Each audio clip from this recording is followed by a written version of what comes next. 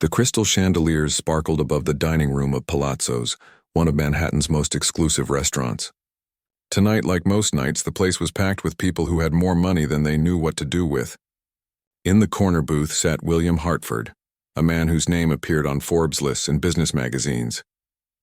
He was 62 years old with perfectly styled silver hair and a suit that probably cost more than most people's monthly rent. William was celebrating. His company had just closed a deal worth hundreds of millions, and he'd brought along his usual crowd of business partners and associates. They laughed loudly, ordered the most expensive wines, and treated the whole restaurant like their personal dining room. William had a reputation for being eccentric. He liked to collect interesting things, but not paintings or cars like other rich people. He collected experiences. He collected moments. And most of all, he collected talented people. Moving quietly between the tables was a young woman named Claire. She was 29 years old, with dark hair pulled back in a simple ponytail, and eyes that looked tired even when she smiled. She wore the standard black uniform of the restaurant staff, and she'd been working there for almost 3 years. To most customers, she was invisible, just another waitress bringing food and refilling water glasses. But Claire preferred it that way. Being invisible meant being safe. It meant not drawing attention. It meant getting through another shift so she could pay another round of bills. Claire had learned to move through the restaurant with a kind of quiet efficiency. She knew which customers wanted to chat and which ones wanted to be left alone. She knew exactly how to carry 4 plates at once and how to open a wine bottle without making a sound. But there was one spot in the restaurant where she always slowed down, just for a second. Right in the center of the main dining room sat a beautiful grand piano. It was black and glossy, and every night a pianist would play soft classical music for the guests. Tonight, the pianist was playing Chopin. Claire knew it was Chopin because she knew every note, every measure, every breath of that piece. As she walked past carrying a tray of desserts, her fingers twitched at her sides. She couldn't help it. It was like her hands had a memory of their own, and they wanted to reach out and touch those keys more than anything in the world. She forced herself to keep walking, to focus on her work, to ignore the ache in her chest that the music always brought. William noticed her. He'd been watching the pianist, feeling bored despite the expensive meal and the celebration. The music was fine, perfectly adequate, but it didn't move him. Then he saw the waitress walk by, and something about the way she moved caught his attention. It was the way she paused, just barely, near the piano. The way her eyes closed for just a fraction of a second. The way her fingers moved in the air, so subtle that most people wouldn't even see it. But William saw it, and it intrigued him. "That's interesting," he said to his colleague sitting next to him. His friend asked what he meant, but William just smiled and kept watching Claire as she disappeared into the kitchen. The pianist took a break about 20 minutes later. He stood up, stretched, and walked toward the back of the restaurant, leaving the piano sitting there silent and waiting. The dining room felt different without the music. A little emptier. A little colder. Claire was clearing a table nearby, stacking plates carefully, when she heard someone call out, "Excuse me, miss. Could you come here for a moment?" It was William. Claire walked over to his table, putting on her professional smile. "Yes, sir." How can I help you? William leaned back in his chair and studied her face. "I've been watching you," he said, and Claire's stomach tightened. Had she done something wrong? Was he going to complain? "I noticed you looking at the piano. Do you play?" The question caught her off guard. For a second, she didn't know what to say. "I used to," she finally answered, her voice quiet. "Used to?" William's eyes lit up with curiosity. "What does that mean?" "Either you can play or you can't." Claire felt heat rising to her cheeks. Other people at nearby tables were starting to look over. "I haven't played in a long time, sir. Now, is there anything else I can get for you?" But William wasn't done. He was enjoying this. "I'll tell you what," he said, loud enough that half the restaurant could hear him. "I'll give you $1,000 if you go over there and play something on that piano right now." Claire's eyes went wide. $1,000? That was almost half her rent. That was groceries for a month. That was the payment she'd been struggling to make on her father's medical bills. But her heart was pounding, and not in a good way. "Sir, I really can't. I'm working and I don't—" "2,000, William interrupted, clearly amused by her reaction. His colleagues were laughing now, thinking this was just another one of his games. $2,000 for one song. The restaurant had gone quiet. Everyone was watching now. Claire could feel dozens of eyes on her. Her manager, Roberto, was standing by the kitchen door looking confused but also curious. Claire shook her head. "Sir, I appreciate the offer, but I really need to get back to work." 5,000. William's voice was calm, but there was something challenging in it. Like he was testing her, like he knew something she didn't. $5,000. Claire's mind raced. That was real money. That was the kind of money that could change things. She looked at the piano, and for a moment everything else faded away. She remembered what it felt like to sit at a bench like that. She remembered the weight of the keys under her fingers. She remembered feeling like she could say things through music that she could never say with words.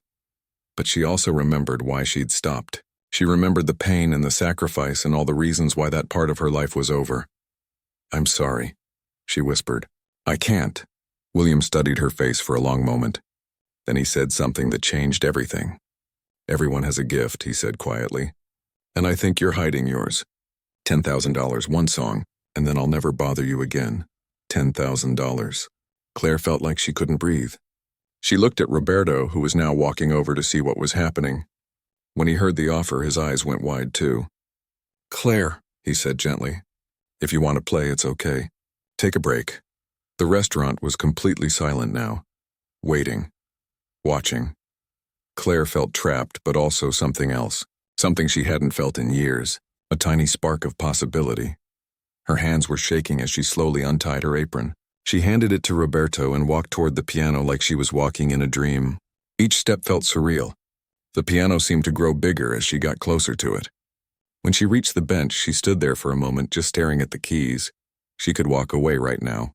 She could go back to the kitchen and finish her shift and forget this ever happened. That would be the safe choice. The smart choice. But then her fingers touched the keys just barely, and it was like coming home after being away for a lifetime. She sat down slowly, adjusting the bench, placing her feet on the pedals. The position was so familiar it hurt. She closed her eyes and took a deep breath. Behind her, William leaned forward in his seat. He had no idea what was about to happen. Nobody did. Claire's fingers hovered over the keys for one more second, and then she began to play. The first notes that came from the piano were soft, almost hesitant. People in the restaurant had settled back into their conversations expecting something simple. Maybe Twinkle Twinkle Little Star or Happy Birthday. Something cute that would give them a story to tell at their next dinner party about the eccentric billionaire who paid a waitress to play piano. But then something happened. Claire's fingers found their rhythm, and the soft notes transformed into something else entirely. She'd chosen Rachmaninoff's Piano Concerto No. 2, one of the most technically difficult pieces in all of classical music. The kind of piece that makes professional pianists nervous. The kind of piece that requires years of training and practice and dedication. Her hands moved across the keys like they'd never stopped playing. Like the 10 years since she'd last performed were nothing but a breath. The music started to build, growing louder and more complex. Her left hand was handling the deep, powerful bass notes while her right hand danced across the higher keys, creating a melody that seemed to tell a story all by itself. The conversations in the restaurant died mid-sentence. Forks stopped halfway to mouths. Wine glasses were set down carefully. Even the kitchen staff started emerging from the back, drawn by the sound of something extraordinary happening. William's amused smile faded. He sat up straighter, his eyes locked on Claire. This wasn't what he'd expected. Not even close. He'd thought maybe she'd know how to play a little bit, enough to be interesting. He'd thought this would be a fun story, but this was something else entirely. Claire's eyes were closed. She wasn't in the restaurant anymore. She was somewhere else, somewhere far away, pouring 10 years of silence into every note. Her whole body moved with the music. When the piece called for power, her shoulders engaged, and the sound that came from the piano filled every corner of the room. When it called for delicacy, her touch became so light it seemed impossible that sound could come from it at all. The piece was fast in some parts, her fingers moving so quickly they were almost a blur. People who knew nothing about music could tell they were watching something special. People who knew about music were stunned into silence. This wasn't just good. This was extraordinary. This was the kind of playing you'd expect to hear at Carnegie Hall, not in a restaurant on a random Tuesday night. A woman at table 12 had tears running down her face. She'd played piano as a child and given it up, and something about watching Claire play was breaking her heart in the best possible way.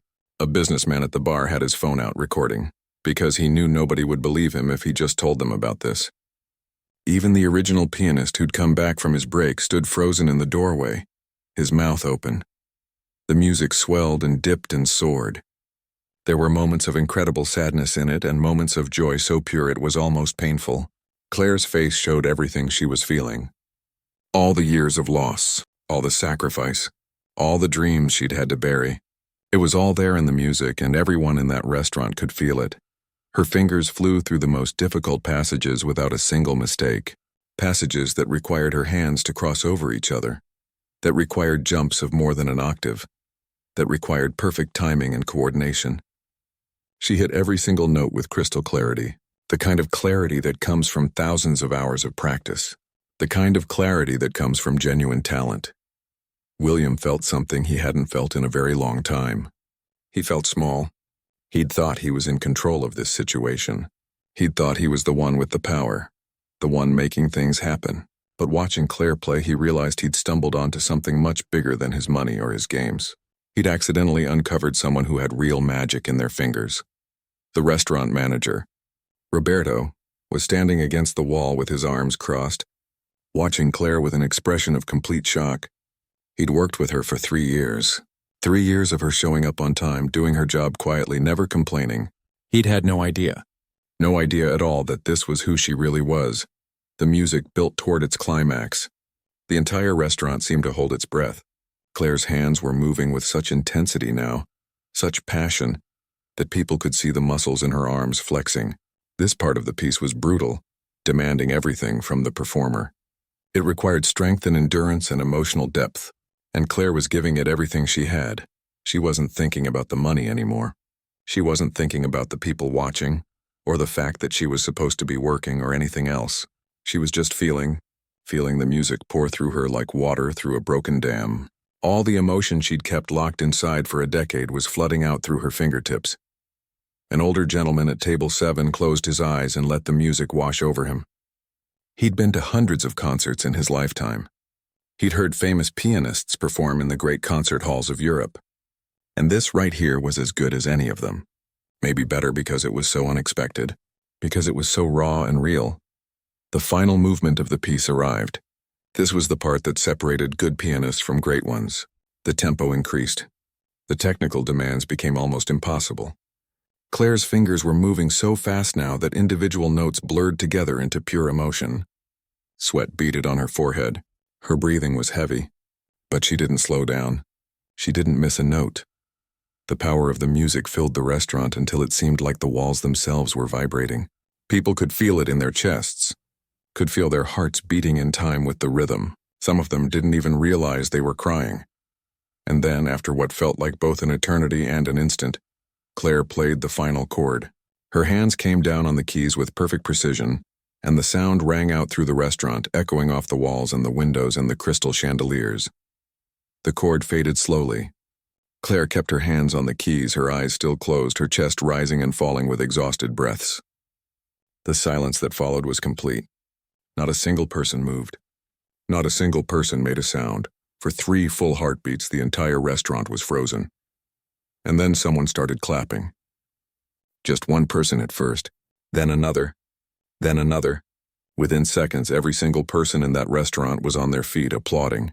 Not the polite applause you give at the end of a nice dinner. Real applause, the kind that comes from witnessing something truly remarkable.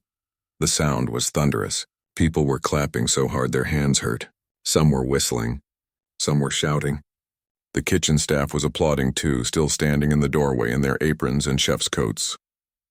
Even the waiters and waitresses who'd been annoyed that Claire got to take a break were clapping with genuine emotion. Claire finally opened her eyes. For a moment, she looked confused, like she didn't know where she was. Like she'd been somewhere far away and was only now finding her way back. She looked around at all the standing people, at all the faces looking at her with expressions of awe and joy and wonder, and her own eyes filled with tears. She stood up from the bench slowly, her legs shaky. Her hands were trembling. She'd forgotten what this felt like. The exhaustion after a performance. The way your whole body feels used up in the best possible way. The way your emotions feel raw and exposed but somehow lighter. William was standing too, clapping harder than anyone. He pushed through the crowd and walked toward her. When he reached her, he didn't say anything at first. He just looked at her face, really looked at her, seeing her for the first time as a person rather than an amusing challenge. He started, then stopped. Words felt inadequate. That was extraordinary. Claire wiped at her eyes. "Thank you," she whispered. William reached into his jacket and pulled out a checkbook. But as he started to write, he realized that $10,000 felt insulting now. That number had made sense when he thought he was paying for entertainment. But this hadn't been entertainment. This had been art. This had been truth. He wrote a different number on the check. 20,000. He tore it out and pressed it into Claire's hand. But more than that, he looked into her eyes with an expression of genuine confusion and concern. "Who are you?" he asked simply. "And why are you working here?" The question hung in the air. The restaurant had gone quiet again, everyone waiting to hear the answer. Claire looked down at the check in her hand, then back up at this stranger who'd somehow pulled her deepest secret into the light. And slowly, the whole story started to spill out. Claire stood there holding the check, her hands still shaking from the performance. The restaurant had mostly returned to normal, with people back in their seats talking excitedly about what they'd just witnessed. But William was still standing there, waiting for an answer. His colleagues had given him space, sensing that something real was happening here. "Can we sit?" Claire asked quietly. Her legs felt weak, and she wasn't sure if it was from the physical exhaustion of playing or from the emotional weight of what she was about to share. They sat at a small table near the piano. Roberto brought over 2 glasses of water without being asked. He squeezed Claire's shoulder gently as he set them down, a gesture that said he understood something important was happening. "I was 19 years old," Claire began, her voice soft, "and I was at Juilliard." William's eyebrows shot up. Juilliard, one of the most prestigious music schools in the world. The kind of place that only accepted the best of the best. "I'd been playing piano since I was 4 years old," Claire continued, staring at the water glass in front of her. "My mother started teaching me. She was a piano teacher, not famous or anything, but she was good. Really good. She saw something in me, I guess. By the time I was 7, I was winning competitions. By the time I was 12, I was performing in recitals that people actually came to see." She took a sip of water, and William waited patiently. He could tell this wasn't a story she told often. Maybe ever. Getting into Juilliard was like everything I'd worked for my whole life was finally real. I was going to be a concert pianist. That was the plan. I was going to graduate, do a tour, maybe record an album. My teachers said I had what it took. They said I could be one of the great ones. She smiled sadly. I believed them. What happened? William asked gently. Claire's smile faded. My father had a stroke. Massive one. I was in my 2nd year at Juilliard, 2 months away from a big showcase performance. The kind of performance that gets you noticed by agents and concert halls. I got the call at 3 in the morning. She paused, and William could see her reliving that moment. The phone ringing. The fear in her brother's voice. The rush to the hospital. He survived, but he was paralyzed on his left side. Couldn't work anymore. He'd been a construction foreman, and suddenly he couldn't even hold a coffee cup. My mom had died when I was 15, so it was just him, me and my little brother. Danny was only 12 years old. William started to understand where this was going, and his chest tightened. The medical bills were insane, Claire said. Even with insurance, they were drowning in debt. My dad had some savings, but it was gone in like 3 months. Physical therapy, medications, home care. It added up so fast. And Danny, he was just a kid. He needed food and clothes and school supplies. He needed someone to be there. You left school, William said quietly. Claire nodded. I took a leave of absence at first. Thought maybe I could figure something out. But rent in New York is crazy, and my dad needed round-the-clock care. I got a job waitressing because the tips were good and the hours were flexible. Then I got a second job at a coffee shop in the mornings. For a while I was doing a night shift at a hotel too. 3 jobs, William said, shaking his head. Whatever it took, Claire said simply. My dad had given up everything to support my music education. He worked overtime for years to pay for my piano lessons, to buy me a good instrument, to take me to competitions. He believed in me when nobody else did, So when he needed me, there wasn't even a question. I did what I had to do. She picked at the edge of a napkin, tearing it into tiny pieces. I thought maybe after a year or two I could go back. But a year turned into 2 years. 2 years turned into 5. My dad's condition stabilized, but he needed ongoing care. Danny got through high school, and I was so proud of him.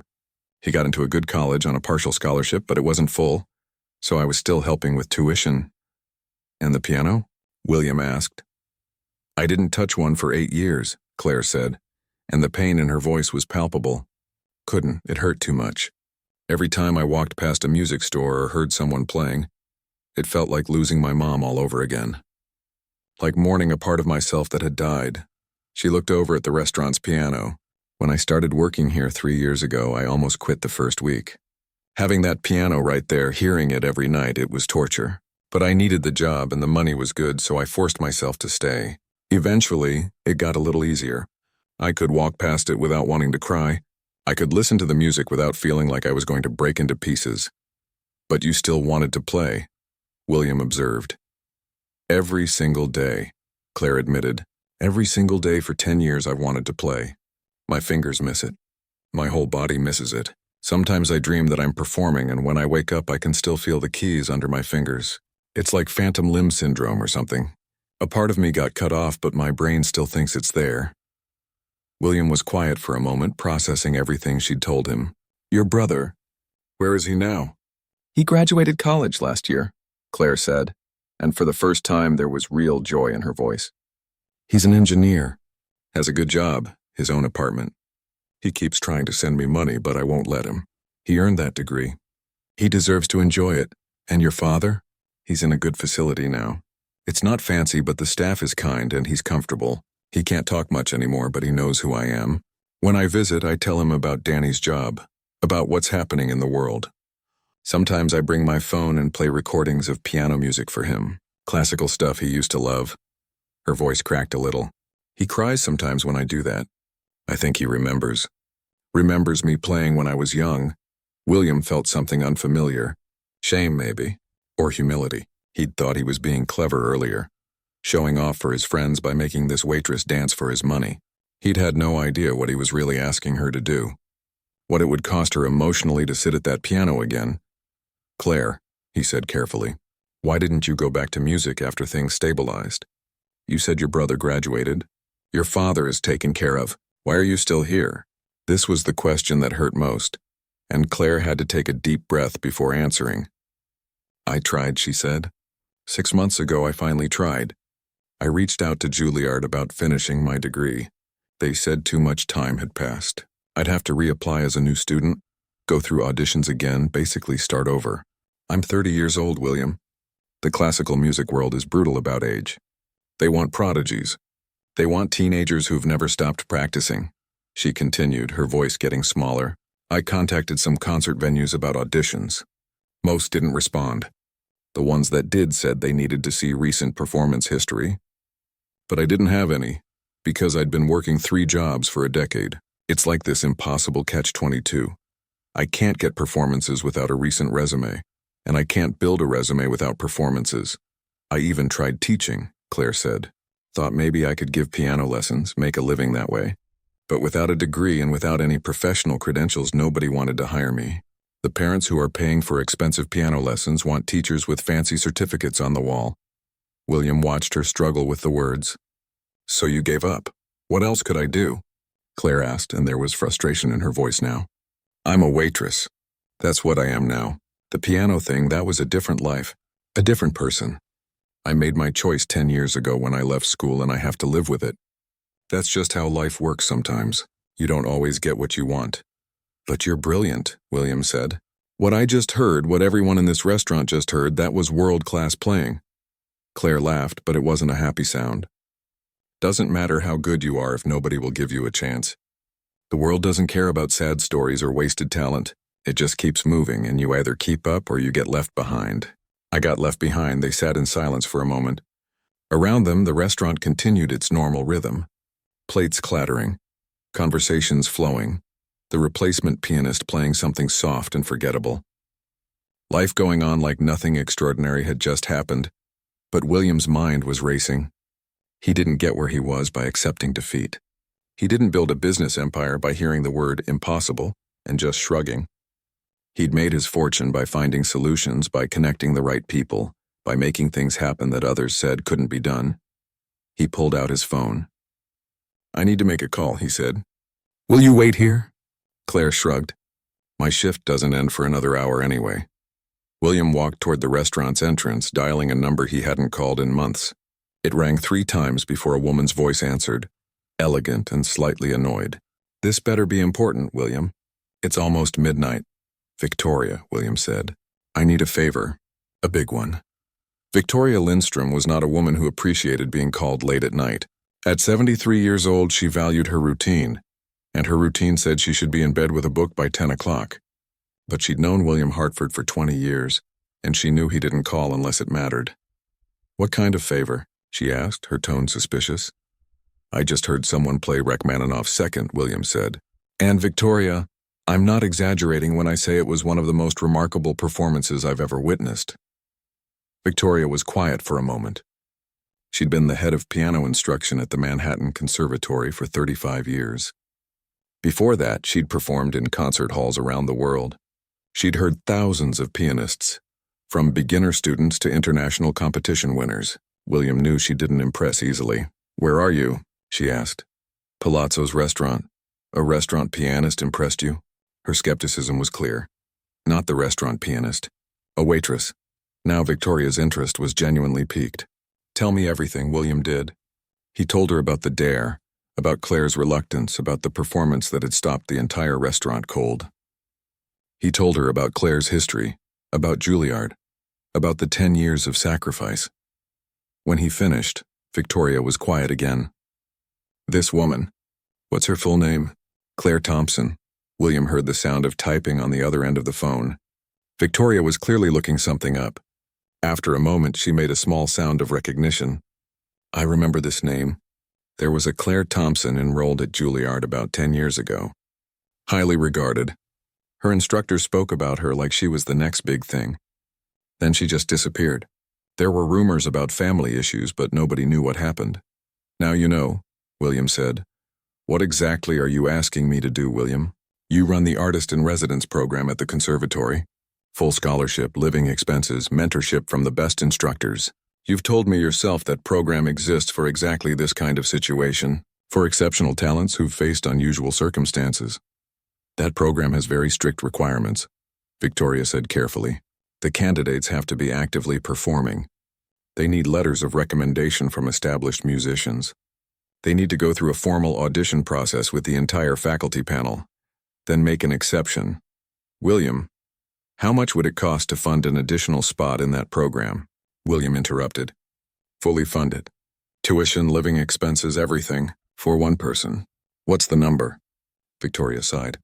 She knew where this was going. That's not how academic programs work.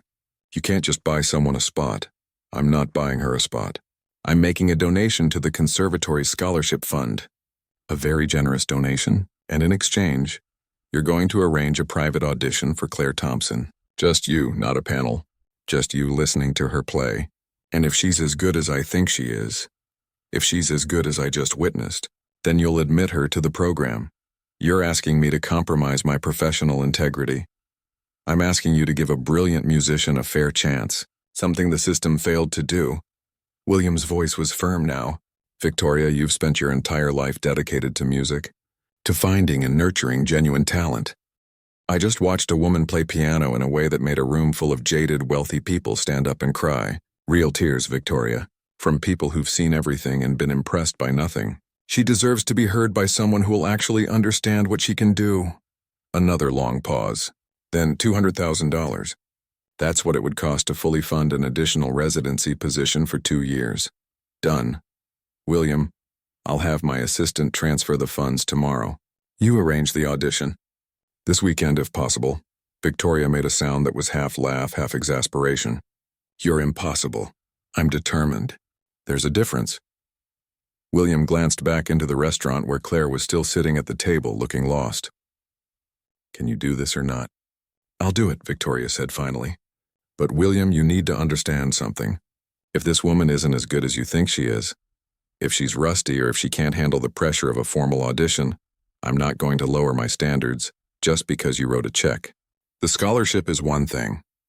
Actually admitting her to the program is another. She'll have to prove herself. She will, William said with confidence. Just give her the chance. They worked out the details.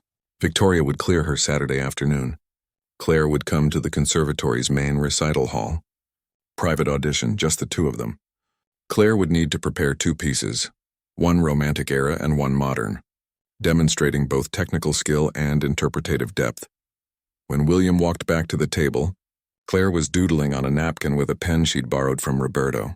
Just simple sketches, nothing elaborate, but it showed her nervous energy needed somewhere to go. Okay, William said, sitting down.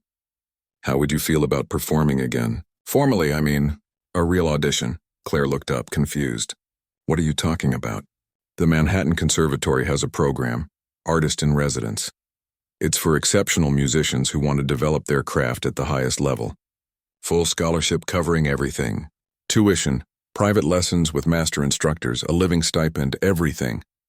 Claire's expression shifted from confusion to disbelief. Those programs are for people with careers, professional musicians. They're for people with exceptional talent who need support, William corrected. I just spoke with Victoria Lindstrom. She runs the program. She's agreed to give you a private audition this Saturday.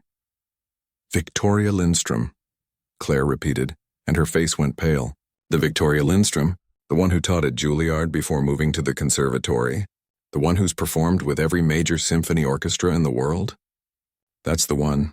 Claire shook her head.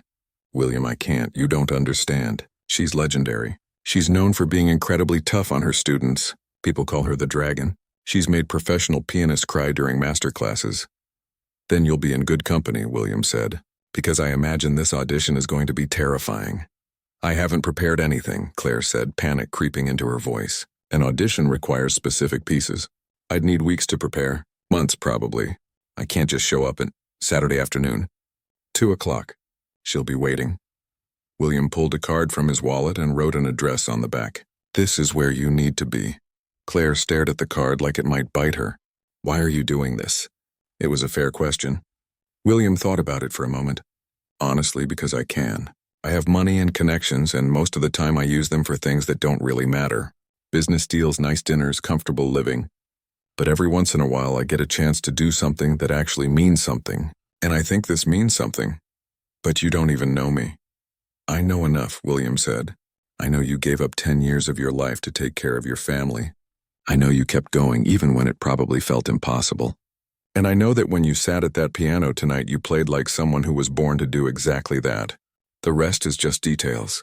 Claire's eyes filled with tears again. I don't know if I can do this. What if I'm not good enough anymore? What if I sit down in front of Victoria Lindstrom and freeze? What if my fingers don't remember? What if... Then at least you'll know, William interrupted gently. Right now you're living with what if. What if you'd been able to continue? What if things had been different? This is your chance to find out. Maybe it works, maybe it doesn't. But you'll never have to wonder. Claire wiped her eyes with her napkin. She looked at the card with the address on it. The Manhattan Conservatory, a place she'd dreamed about as a young student. A place that had seemed as unreachable as the moon. I don't have anything to wear, she said, which William recognized as the moment when she started to accept that this might actually happen. Wear what makes you comfortable, he said. Victoria doesn't care about clothes. She cares about music. They talked for another 20 minutes. William gave her his phone number and email. Told her to contact him if she needed anything. Money for sheet music, time off from work, anything at all. He'd already decided he was going to talk to Roberto about giving Claire the rest of the week off with pay, though he wouldn't tell her that yet. Finally, Claire stood up. I should get back to work, she said. I've been on break for like an hour. Keep the check, William said, nodding to where she'd set it on the table. You earned it. Claire picked it up, folded it carefully, and put it in her pocket. $20,000. She still couldn't quite believe it was real. Thank you, she said quietly. For everything. Even if the audition doesn't work out. Thank you for making me feel like maybe I'm not crazy for still dreaming about this. After she walked away, William's colleague who'd been sitting nearby came over. That was quite a show, he said. Both the performance and the whole knight in shining armor routine. William shrugged. We'll see if it works out. What if she fails the audition? What if this Victoria person doesn't think she's good enough? Then I'm out $200,000, William said. But I don't think that's going to happen. Did you see her play? Did you really watch her? His colleague nodded. It was impressive.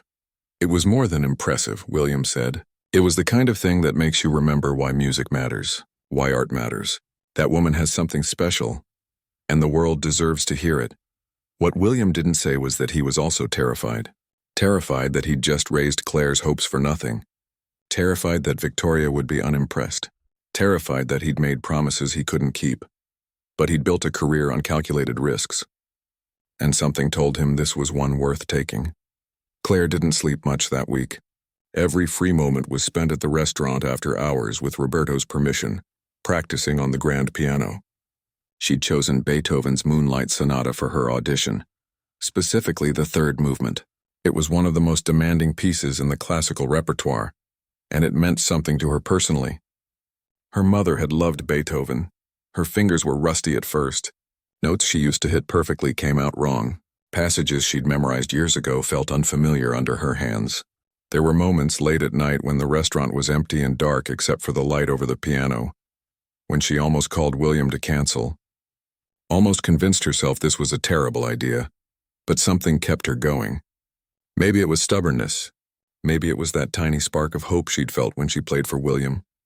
Maybe it was the memory of her father, back when he was healthy, sitting in the front row of every recital with tears of pride in his eyes. She called her brother Danny on Wednesday night. He was at his apartment working late on some engineering project.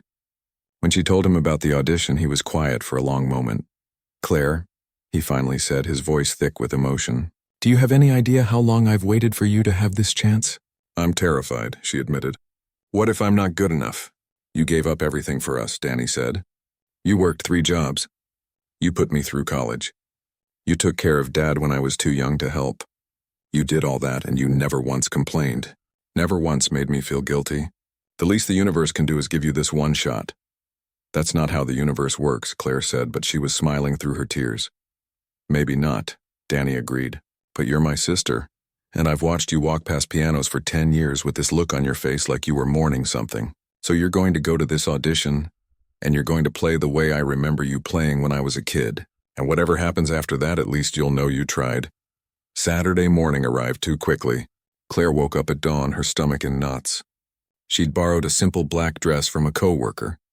Nothing fancy, but professional enough. She looked at herself in the mirror and barely recognized the person staring back. When had she gotten so much older?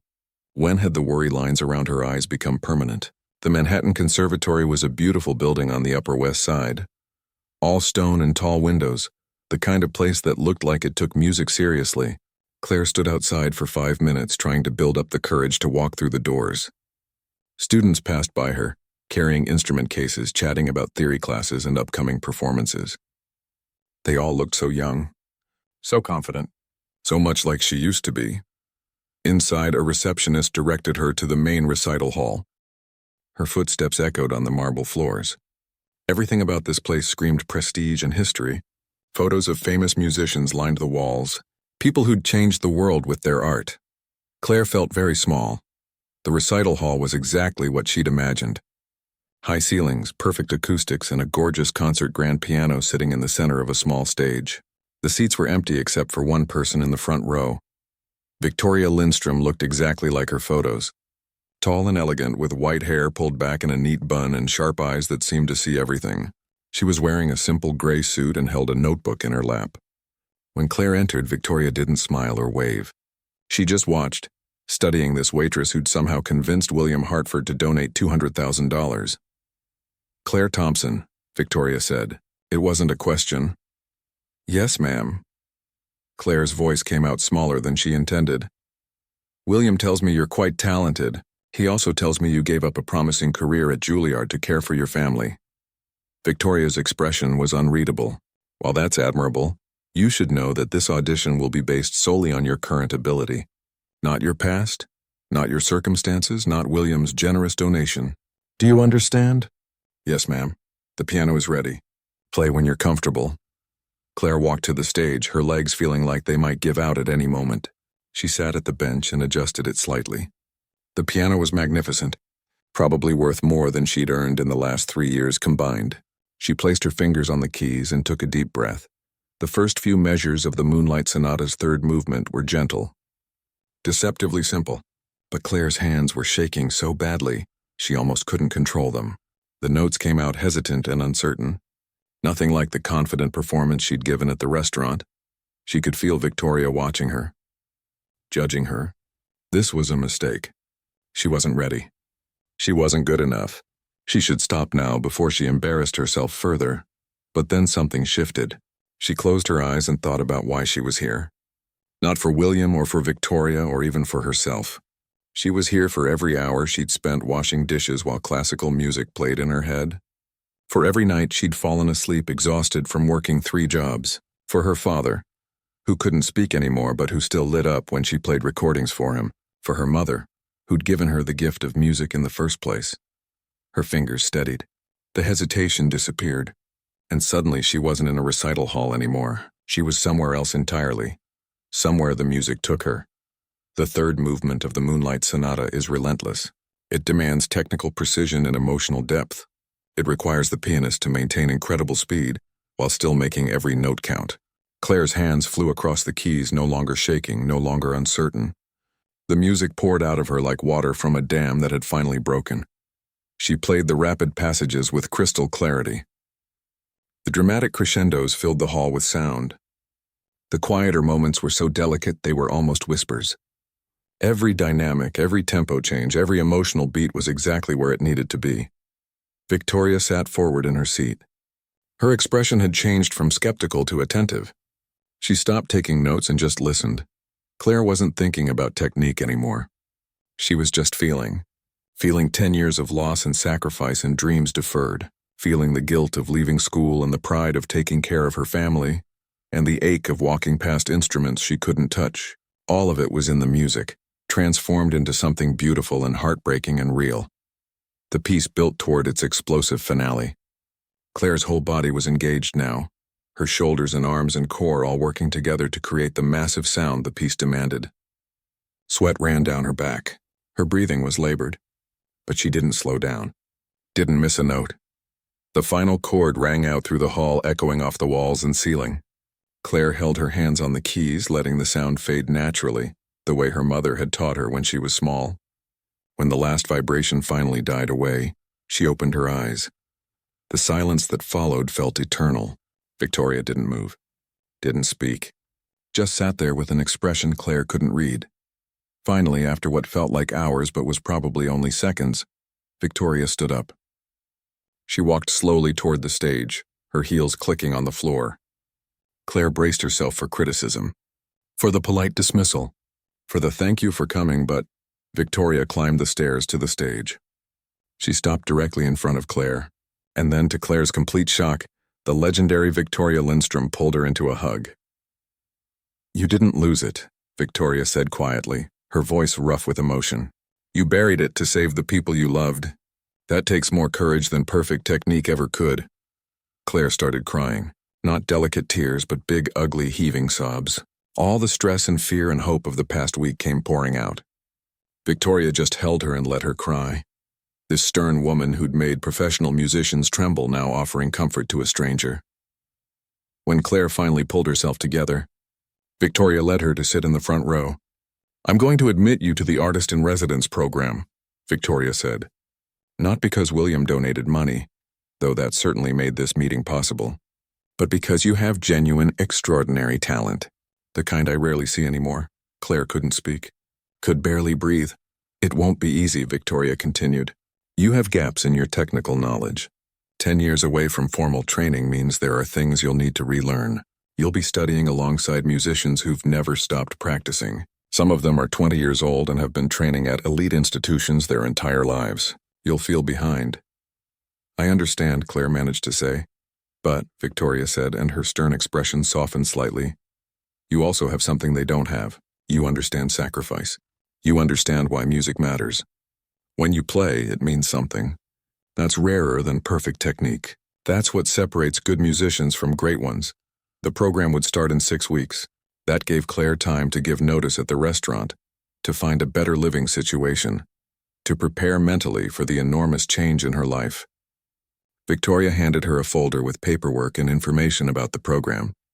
Courses she'd be taking, master classes she'd attend, performance opportunities that would come. One more thing, Victoria said as Claire was leaving. In 6 months, there's a showcase concert. All the resident artists perform. It's attended by agents, venue managers, music journalists, people who matter in this world. If you work hard, if you dedicate yourself completely, that could be your official return to the stage. Claire walked out of the conservatory in a daze. The sunlight seemed brighter. The sounds of the city seemed sharper. Everything felt different, like she'd stepped through a door into an alternate version of her life. The version she was supposed to be living all along. She called Danny first. He screamed so loud she had to hold the phone away from her ear. Then she called the care facility where her father lived and asked them to put her on speakerphone in his room. She told him everything, and even though he couldn't respond with words, she heard him make sounds she knew meant he was crying. Finally, she called William. "I got in," she said simply. "I knew you would." She could hear the smile in his voice. "Congratulations, Claire. You earned this." The next 6 months were the hardest and best of Claire's life. She practiced 8 hours a day, sometimes more. Her fingers ached constantly. Her back hurt from sitting at the piano. There were days when she felt so far behind the other residents she wanted to quit. Days when the younger musicians would play something perfectly on their first try that took Claire hours to master. But Victoria was right there, pushing her, correcting her, never letting her give up. The other residents, instead of being competitive, rallied around her. They all knew her story by then. She became something of a legend among them, the waitress who'd come back from the dead. The showcase concert arrived faster than Claire expected.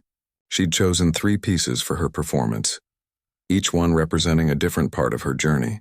The final piece was an original composition, something she'd started writing during those late nights practicing at the restaurant. She called it 10 Years Later. The night of the concert, the hall was packed. William was there in the front row, along with Danny and several of their father's nurses who'd pushed to bring him in his wheelchair. Roberto and half the staff from Palazzo's had bought tickets. Even some of the customers who'd seen her play that first night had somehow heard about the concert and come. When Claire walked onto the stage, she was terrified. But it was a different kind of terror than the audition. This was the terror of possibility, of dreams that might actually come true. She played like she'd never played before. Everything she'd learned over the past 6 months combined with everything she'd carried in her heart for the past 10 years. The audience was completely silent, hanging on every note. When she finished, the applause was deafening. The reviews in the music journals the next week were glowing. "A stunning return," one critic wrote. "Claire Thompson plays with a depth of emotion that reminds us why classical music still matters." Booking requests started coming in.